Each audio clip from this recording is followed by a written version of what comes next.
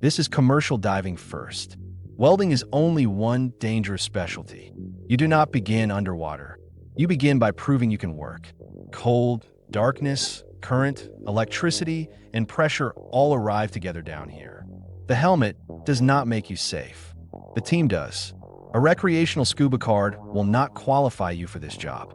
You need commercial training, medical clearance, discipline, and mechanical ability. Most glamorous internet claims ignore the months spent tending hoses on deck. Accept that truth, and the first real level finally opens. ADCI requires at least 625 documented training hours. You learn physics because pressure punishes mistakes immediately, not eventually. You train with surface-applied air, communications, rigging, tools, and decompressing. Emergency drills repeat until panic has no place in your hands. A commercial diving medical exam can end the plan before employment. Finishing school proves minimum competence. It does not prove field trust. Your first company card usually reads Entry L. On deck, you dress the diver and inspect every connection.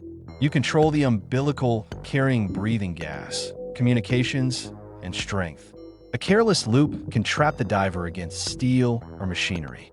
You log dives, maintain helmets, move cylinders, and clean equipment. The diver below may earn more, but depends directly on you. ADCI says the entry card should be obtained within 90 days. Trust earns bottom time. Complaining usually earns more deck time. Then your supervisor finally sends you down for working dives. Entry dives often mean inspections, cleaning, rigging, and simple repairs. Visibility can be inches. Your hands become your primary navigation system. A surface-supplied helmet keeps communications open throughout the working dive. Your bailout cylinder contains emergency breathing gas. It is not decorative equipment. Moving water can pin you, exhaust you, or separate your tools.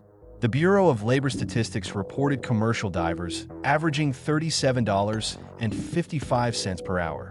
That average covers commercial divers broadly. It is not guaranteed welding pay. Competence brings harder work, and underwater cutting brings sharper consequences.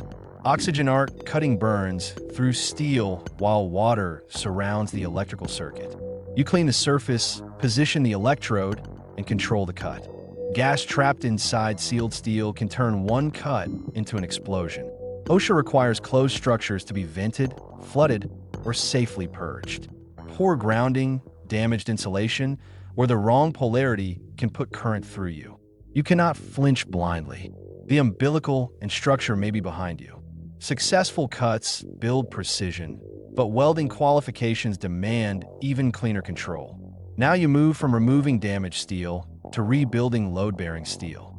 Underwater wet welding trades perfect conditions for speed and practical access. You prepare joints by touch, fighting current, bubbles, and contaminated surfaces.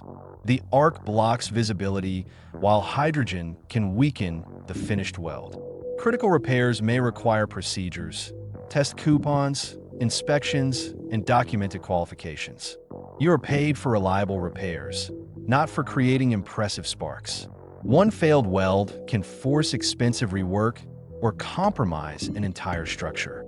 Years of log field experience separate a welder from a trusted specialist. The next track goes deeper, lasts longer, and moves far beyond ordinary air diving.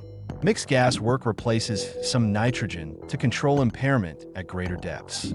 Saturation divers live under pressure instead of decompressing after every shift.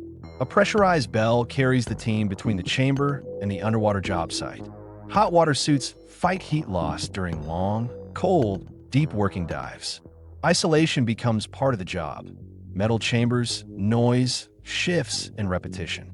Training records and field days accumulate before anyone entrusts you with this work. Top offshore day rates can be high, but the work is intermittent.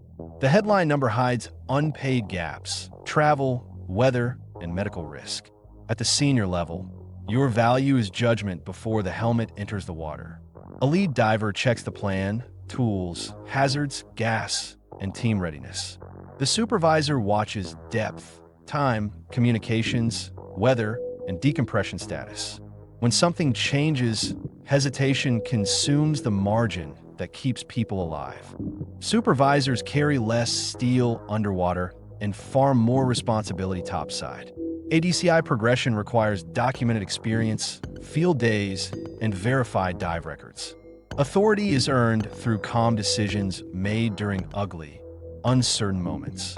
Now the real top-end salary number deserves an honest explanation.